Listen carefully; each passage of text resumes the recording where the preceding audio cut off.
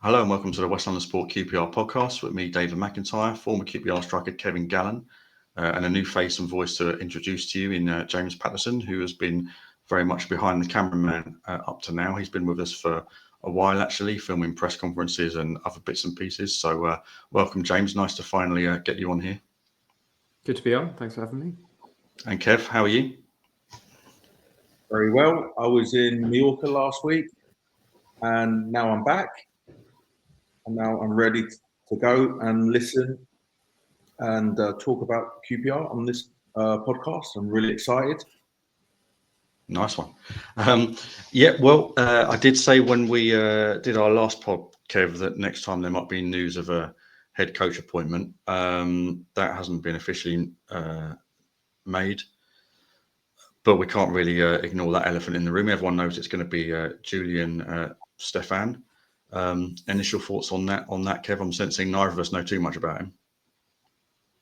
I don't really know much about him at all, really, just from what reading on the internet and Wikipedia and stuff like that. But I have to say, Dave, when we spoke about this, when Marty was put on garden leave, I have to give you your hats off to you. You did say the next manager will be French, and you are correct.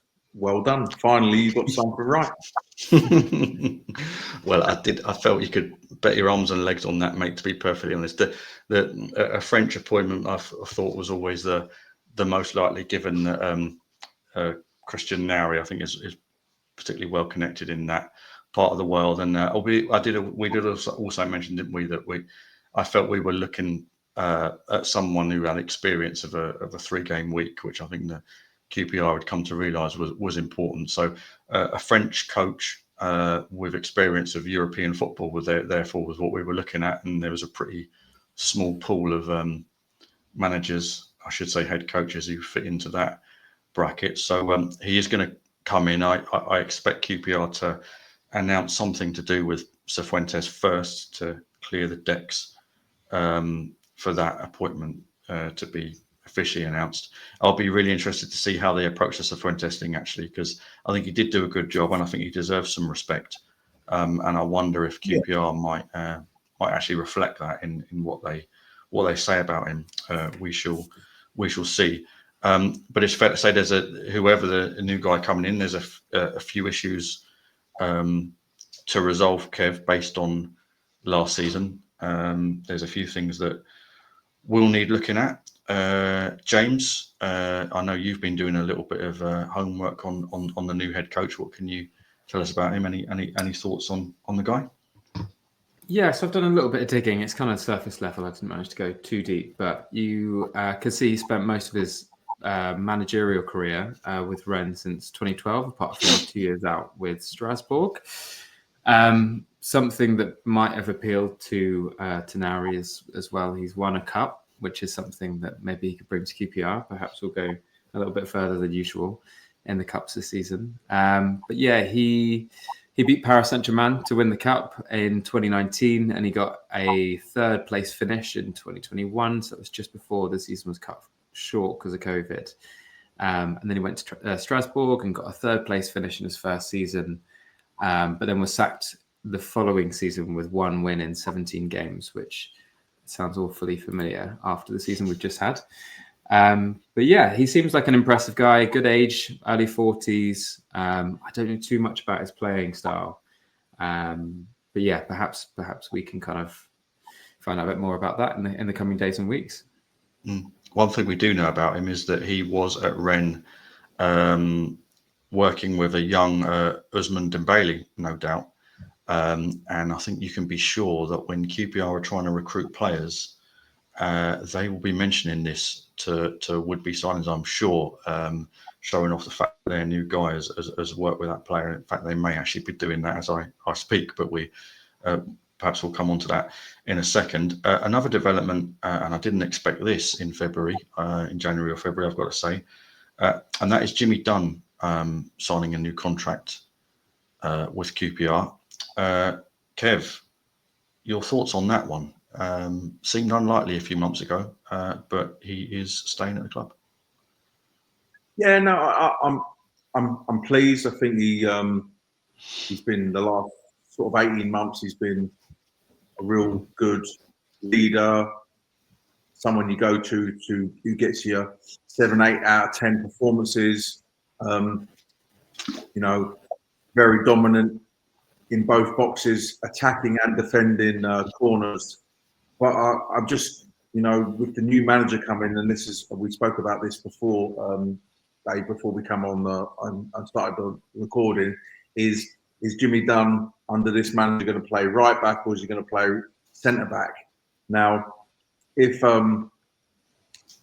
this manager who comes in wants to play a certain style of football, which is the model what we've been told about by the director of football, of like passing it out from the back. Now, in my opinion, Jimmy Dunne is not your man as a right back to play that style of football as an attacking right back. He's an attacking right back when the left winger or the left back's got the ball. When they're putting the ball in the box for him to come in the back post, that's when he's an attacking right back. But as an attacking right back on his side, he's not an overlap who's going to take the ball and take the opposition left back, like a modern day right back. He's going to take the opposition left back all the way and cross balls in. That's not his game. So it'll be interesting to see where he will end up playing under the new manager. What he is, though, Kev, regardless of where he plays or how he plays, is he's got some good attributes, but he's crucially a header in both boxes. And if you look at the stats, it's a header in both boxes that QPR have been very, very heavily reliant on. And I think I said to you in a previous pod that, being without him based on those stats wouldn't have bode well for Rangers at all. So from that point of view, to keep that is obviously a bonus for the club. No. So we've talked about this over the last 18 months of these podcasts where Marty put Jimmy Dunne as right back. The reason he did it, he brought an extra header in both boxes. Instead of playing like a smaller, Kake was playing at his last game, I think it was Millwall 2023, and that was in finish. He put Jimmy Dunne right back, defending headers, attacking headers, and the season turned around dramatically. Now, I agree totally. He is dominant. That you need that. But are you going to play him right back, or are you going to play him right side centre back? That's the question in my mind. Is what's the manager going to do? Because if the manager wants to play the model of the club, passing it out from the back, which we were very poor at last season, and Marty realised that and decided to go longer and play a more direct, which got us the points to stay up the previous season and last season. That style got us out of trouble because the start of last season we didn't win. I think we had one win in 16 games. November, I actually thought we were going to get relegated after the Middlesbrough game because I thought it was that bad. You then changed tact, more direct, get the ball in the box, defend your corners, attack your corners, get your points like that. So it's be interesting to see what this new manager will think about that. Will he play three at the back? Will he play a 4-4-2 or 4-3, whatever? The model formation is a 4-1. I'm looking at my thing, 4-1-2-3-1, isn't it? That's sort of the model what we're doing. 4 at the back, a holder, 2 sort of in front, number 10 left and right, and a lone man centre forward. Be interested to see what he does. Well, he might actually have some pretty decent options at centre back, and that's even allowing for the fact that obviously Clark-Salter's availability is an issue, and Steve Cook's might be going forward. But we'll probably come on to that in a moment. Sam Field as well, the club say has signed a new contract. He's a player, Kev, that we both like. I mean, personally, my own personal view, particularly in light of the fact that, as I've mentioned before, Steve Cook's foot injury is a nasty one. So I'm not sure how much he's going to be available come the start of the season.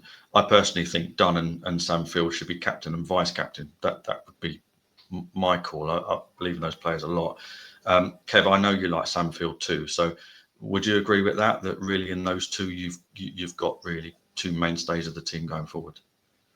Yeah, I think so. Sam Field, look, you get a 6, 7 out of 10, maybe an 8 every week. He's never going to get a 9 or a 10 but he's a good, solid pro. You need that in the Championship. And we're talking about battle hard, and we're talking about a manager who knows the 3 game a week situation. Sam Field, Jimmy Dunne, they know how to play the 3 game. They're there, they're men, they're aggressive, the crowd like them. I agree. Maybe Jimmy Dunne as captain and Sam Field. That's what I'm thinking. Jimmy Dunne, the crowd really sort of support him and get with him and know what he's all about. And Sam Field is a good pro. They're good, solid pros, and you need good, solid pros. When I was a kid, I looked up to the solid pros who could, train every day, play every game, and you looked at them and you give it. I want to be like that, out on the pitch, doing the business, getting 7 out of 10 every week. James, you a Sam Field fan? Would you go along with that? Yeah, massive. Really, really big fan of Sam Field. You can see how important he is from at the end of the season when we didn't have him. We seem to be lacking in that sort of solidity, but energy in the middle of the field, especially when he was starting to develop a bit of form and was attacking really well. And I remember at Oxford away, he was really progressing the ball so well up the left wing, which is something that was new, that was added to his game that we hadn't seen perhaps at the start of the season. I think he's instrumental. And I think Jimmy Dunne as well. They're both 2 really key characters that now kind of typify the culture that's now surrounding QPR, and the fans are so connected to those players. So I think it's really important that they're given key roles moving forwards. Kevin, I was going to ask you about what you were saying about Jimmy Dunne being right back, but also the fact that you think he should be captain. If you think he should be captain, do you think he should be captain as a centre right back? Or if, I guess, we don't know how the manager's going to play, can he be captain if he's not going to be a regular starter, say if Steve Cook is starting and he's the preferred centre right back? No, I think the manager will have to make a decision, and if he makes Jimmy Dunne captain, that means he's got to pretty much start him every game, unless he's injured or whatever. But I think you pick a captain as a manager, and you're relying on that person to be your manager on the pitch. Basically, that's what it is.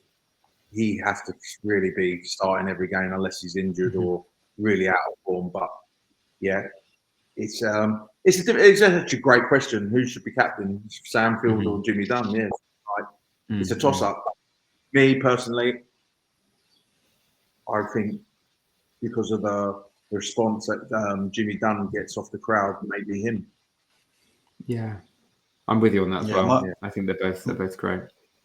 I mean, my first impression with Jimmy Dunne when he came in, without wanting to go over the top, was I really liked him, and I think I remember saying to you, Kevin, one or 2 others, that I think this guy could go on to be an almost Alan McDonald type figure.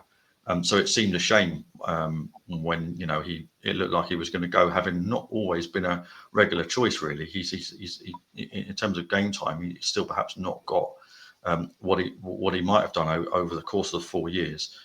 So I think there's a good opportunity for him to kind of cement that reputation that he does have with the fans. It's well deserved, in my opinion. And the captaincy will be one for Julien Stephan to address. Before we move on, just to finish from Stephan, we think he'll be joined by Alou Diarra. He's a former Charlton and West Ham midfielder, so he's been here in London before.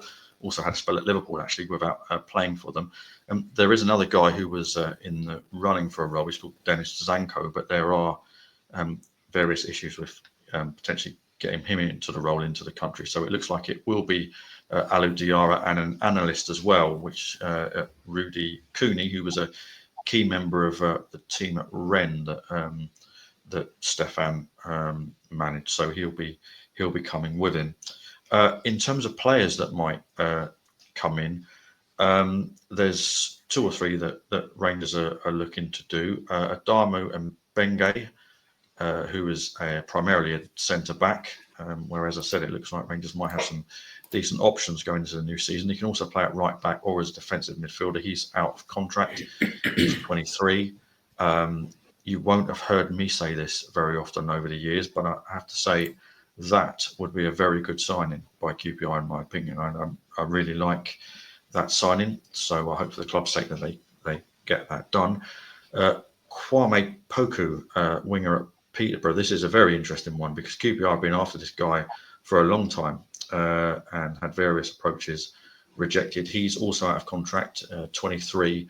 But Peterborough are due compensation. A deal with Peterborough for that compensation has been agreed, but there are a lot of other clubs after the guy. So we'll wait to see what happens there. But QPR are very much in the mix there. My impression of it is that the fact that they've been interested in him previously is giving them some weight in this. I think a lot of players, Kev, you'll know this as an ex-pro yourself, some players do actually care a bit about, clubs and managers that have been interested in them for a while. It does kind of hold some weight for them, and it seems like that might be a factor, whether or not QPR get him or not. But certainly the fact that they're in the mix at this stage, I think, is partly down to that. The other incoming that we're expecting is Keely Adamson, who's an Australian right back. He's going to be a direct replacement, really, for Everton Santos, who it looks like is going back to Portugal. Jonathan Varane, we mentioned him before. There was an offer from Espanyol. There's since been offers from Rapid Vienna and Basel. I think there might also be one coming in from St Etienne in France. They've shown some interest in him. They might even have made an offer by now, as I say this. So there's a few ongoing ones there. But I've got to say, guys, I've me and you, Kev, we sat here about a year ago and pretty much trashed the signings and the recruitment process in general, as well as the actual individual signings. I have to say, from where I'm sat at the moment, I think the Rangers are having a good summer. I think Dunne re-signing is good news. I think Poku, if it happens, would be a good signing, and Benge, I think, is a very good signing. So, dare I say it, Kev, it almost looks pretty encouraging. These are early days in the summer, but so far so good. So I've just wrote down something there which agrees. They're basically listening to us on the podcast, Dave. On a serious note, Kev, good ages. Poku and then Benge, both 23, both standout players in the division below, both with potential sell-on value, both available for just compensation fees. It does tick a few boxes. This is common sense recruitment. This is common sense recruitment. This is nothing special. This is just what should have been happening for years. Yeah. I'm like, well done for finally getting some common sense. Brilliant. But yeah, so those signings, I don't really know much about them, but if you're telling me they're better players in League One, that's what QPR should be doing. That's what QPR used to do in the 80s, not when I was growing up. In the 80s, 90s, you buy the best ones from below and you develop them, and they come in your first team, and Andy Sinton, Les Ferdinand, Andrew Impey, Simon Barker.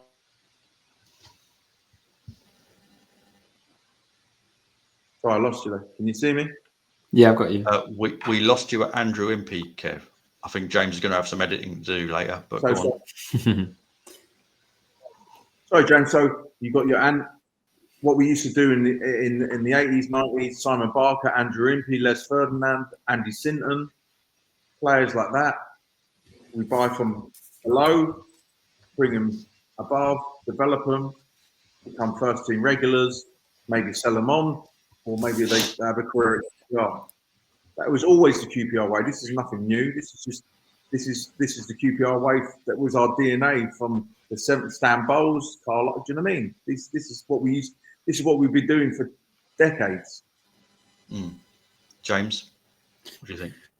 Yeah, so I was doing a little bit of research into Poku. I think I'm pronouncing that right. Earlier, and his stats are really impressive. Like, from the last 3 seasons, there's been considerable progression. Last season, he had 22 goal involvements. According to FOTMob as well, he's in their team of the season for attacking right wingers. 22 goal involvements last season, 20 the season before that, and then 15 before that. And this is all, early 20s. And for context as well, Kalman got a 6.8 rating last season on FOTMob, whereas Poku got 7.2. But yeah, I think things are looking really promising. Smith looks like he needs some competition for his place on the right wing. And like you say, Kev, this is the exact kind of profile and the exact kind of signing that we want to be making. Someone that's used to playing in the country, that speaks the language. I think he might also have grown up in London as well, so that adjustment will be a lot easier for him. Was that a big thing for you as well when you were playing, moving around into different parts of the country? Yeah, I think it's I think it really helps if you're from sort of the area and you live near and you're near your family, and if your family life and you sort of talking about your social life as they're going up, but your social life with your friends and around, it makes your football even better. I believe it. I think it. But other ways, people go to other clubs and go abroad or go up north, and it all works out for them as well. So, me personally, I think it always helps that to settle in early. Just found out he grew up in Croydon, so yeah, not far at all for him. Yeah, and they're keen to make at least a couple of signings in that wide attacking area. I know, Kev, you're big on the idea of getting a striker in, and everyone wants a prolific striker, and who knows, they might have one in Kelman, but they are looking to beef up their options in those wide areas, and Poker would be one of a couple of signings I think they'll that they'll make. I mean, I suppose there's an added bonus there in if you don't like Chair in that wide role, he then just gets to play as a 10. And we've spoken before, haven't we, Kev? Is that Rangers have just lacked that ability. We've seen it so often with opposing teams, particularly when Rangers have been hit with sucker punches at home, where they've had plenty of the ball and come up against teams, even middling teams in the division, who can just get the ball down the side, pace and strength into the box, and it's a goal out of nowhere. And Rangers really need to develop that, don't they? We've said that before. Other clubs have got it, and QPR just lack that physicality. So I on the Chair thing, I expect Chair to be playing in the number 10 role more than on the left side this season. That's my opinion. I think you need to, exactly what you said. I think on the flanks, on the left and the right, you need real pace to stretch defences, especially away from home. If you're like on a counter attack and you're defending a little bit, when it comes on top and you've got that pace and ability to get down the sides. I can see Chair moving more into a more central role. In my opinion, we'll see what the new manager thinks. He might disagree totally and playing on the left, but I do believe that QPR need a little bit more pace in the team. We've said this for the last few months, and more pace in the centre of midfield as well. Somewhere that we definitely. Sorry, David. I was going to say somewhere that we looked like we did kind of have pace quite often last season was on the left wing with Koki Saito. Just wondering if you had any more information on that and whether there could be a chance for us to re-sign him.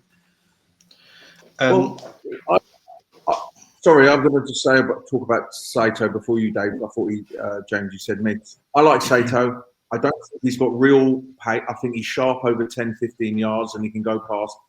I always thought on a big pitch, especially when I watched him against Leeds away, I think Middlesbrough away, there was like he struggled a little bit with the mobility on a long run, but definitely over 5-10 yards, he's got that that drop of that drop the shoulder, pace, acceleration. But he's not one of those players who's going to at the halfway line knock it down the line and out sprint. That's true. Yeah, right back over 30 yards. He will over 5-10 yards, but not 30 yards. Yeah, I mean, I think the thing with Saito is, first of all, he's very likable character, and I think you need that.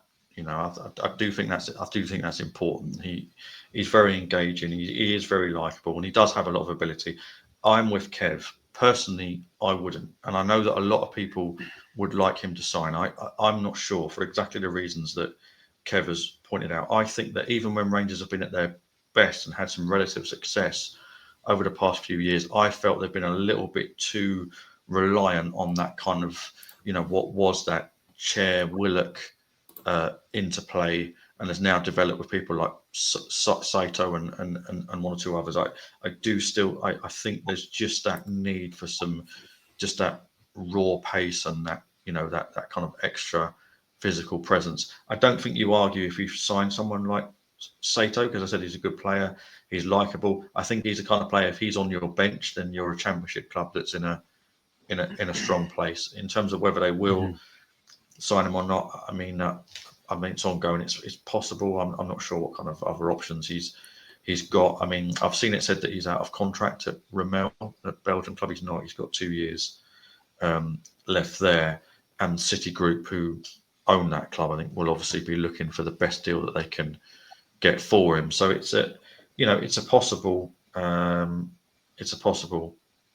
that's ongoing. But I'm not sure what kind of options he's got. And having been kind about Sato, if I was going to be perhaps unkind and might be proved wrong, then I would wonder what other options he would have. I mean, this is a lad who has spent a couple of years out on loan now at pretty middling clubs. I'm not sure who's going to be coming in for him. But a lot of people do like Sato a lot, James. You a fan of the lad? I'm a massive fan. I think he's just like, his smile is so infectious, and I'm like desperate to see him at Loftus Road again. But I do know what you mean. We probably do need a bit more physicality. That was always something that we lacked so much last season. I was going to ask you actually, what do you think about Ryan Colley playing on that left wing? Because he's a bit bigger, he's got a bit more strength and potentially more pace about him. Is he someone that could kind of fill in that role on the left wing? Well, first of all, it occurred to me the irony of Sato, that we're sitting here saying about the physicality, he's not got enough, when it may well be that his last act in the QPR shirt was to sive someone down to stop them getting through on goal. But as for Colley, you've given me a bit of a hospital pass there, James, because I think me and Kev get a bit of stick from the young uns on social media, and we might have pleased them by seeming quite upbeat about the signings, and they're not going to like what I suspect Kev might say about their good friend Ryan Colley, who we're perhaps not the biggest fans of. It for that role on the left, for me, no. Up front, no.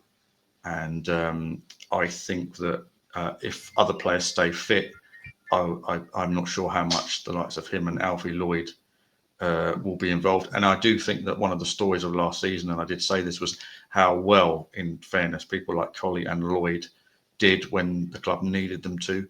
The club would be in League One now if young players like that had not come in and performed when they really had to, when there were so few options because of other players being out. But I know some people will disagree with me and may well run the tape if he goes on and achieves what some people think he's capable of achieving. But I believe that players like Colley overachieved during that period, and I think that I believe personally that he is currently at the peak of his market value, and that might be something that QPR might bear in mind should there be any interest in him. And that is a very long-winded way of saying no to your question, James. Back me up, Kev. Well, no, I don't think a left wing, no, because I don't think he's got the athleticism for that. Centre forward, no, because I've watched him in the season and make some good runs, but he can't get hold of the ball.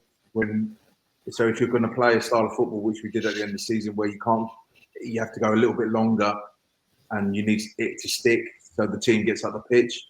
It didn't happen, and the only way I see him is playing in the number 10 position. And at the moment, Chair Fit will play in that position ahead of him. But there could be he could come in and take his chance, which he did. In the end, was it November, December, and he done well. But I can't see him playing. If you want what we were talking about 5 minutes ago, if you want pace, athleticism on the wing, Ryan Colley is no. Gives the ball away too often as well, Kev, which, to be fair, is common in young players, and that can be coached out of them. And a lot of that is just enthusiasm and desire to do well, which is a good thing. But he's very, very loose on the ball at times. I think he is probably one of those players that needs to go out for a loan. We've got quite a few of those this season that, well, based off of last season, we could see a few really needed that regular football in a lower league, just like Kelman did. He's one. for the benefit of Alfie Lloyd and Colley's careers, they should be really going on loan and playing every week. Yeah, I think that. And then we just hire in a year's time. Guys, look at the difference look at the comparison between Charlie Kelman having got that time out on loan and Sinclair Armstrong, who I think has lacked that loan spell that he should have had, and now he's found the going tough at Bristol City. Look at the difference, and you've seen with Eze, with Chair and others. It's important. If they could get players like that out on loan, then great. But like I said, I wonder if Colley is at the peak of his market value. And as I said, play the tape by all means in future years when he's storming it and he's doing what perhaps some people think he can do. But I'm not sure, to be honest. Just another one to mention there is Emerson Sutton. I'd really like to see him go out on loan as well, if that's possible. Yeah, definitely. Yeah, there's a couple of them, aren't there? Yeah. So James, like, play under 21s, whatever, under 23s, or go and play League Two football, even non-league. The difference is just so much. It's just chalk and cheese. It's just men's football, crowds. You're playing against men whose mortgages or like money they need that win bonus. Playing under 21 in front of no one. It's a learning curve, but you need to be playing in front of crowds. You need to be playing against men where it really matters, and it's coming on top. And you know what I mean. And they're not giving you an inch. I can't. It's hard to describe because I played in. Luckily, whatever. I went from the youth team to the first team. But I mean, if I was playing, I did play reserves when I was in the youth team. But if I was playing after I left the youth team in the reserves for the next season, I would have been absolutely, without going on loan, I would have been knocking on the manager's door. I need to go on loan. I need to go somewhere. You need to be playing in front of the crowd. There's nothing like it.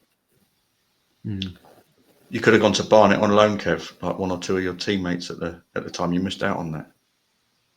Well, the only problem is, Dave, when I was 36, I went to Barnet on loan, and it was the worst decision of my career. Well, it was 8 years too late. Well, on that note, I think we'll end it.